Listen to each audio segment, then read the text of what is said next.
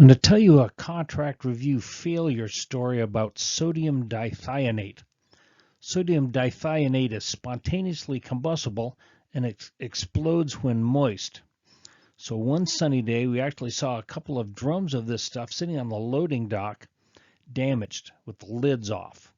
Now the reality is it was packed in plastic bags, and also this stuff is usually packed in oil or something, so it won't get moist. But the humidity is 100% in Georgia every morning at 7 o'clock.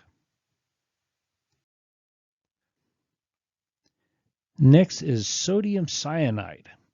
Sodium cyanide is one of the most hazardous substances known to humankind. It's considered by the EPA to be a weapon of mass destruction. Quantities of more than 10 pounds of it are reportable. So in the warehouse, right next to the open container of spontaneously combustible chemical, were 600 pounds of this stuff.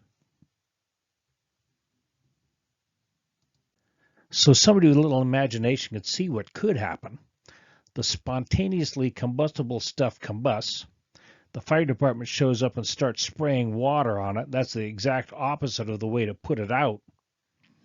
Plus, the sodium cyanide gets wet and hot. Cyanide gas is liberated. There's a creek along the back of the property that runs through a populated area. There's an interstate highway that runs along the back of the property.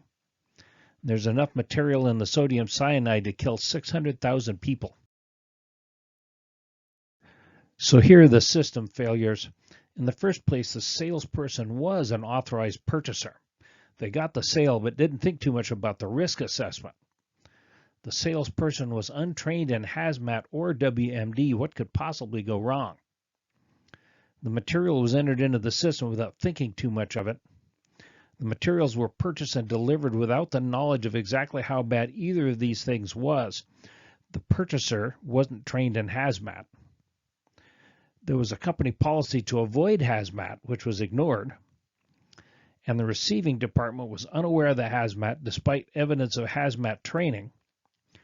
Drums from the bulk breaker were poorly marked and damaged and received anyway. So there are nonconformities on receiving and training in that case. So there are multiple minor nonconformances equal a major nonconformance and a potential lethality.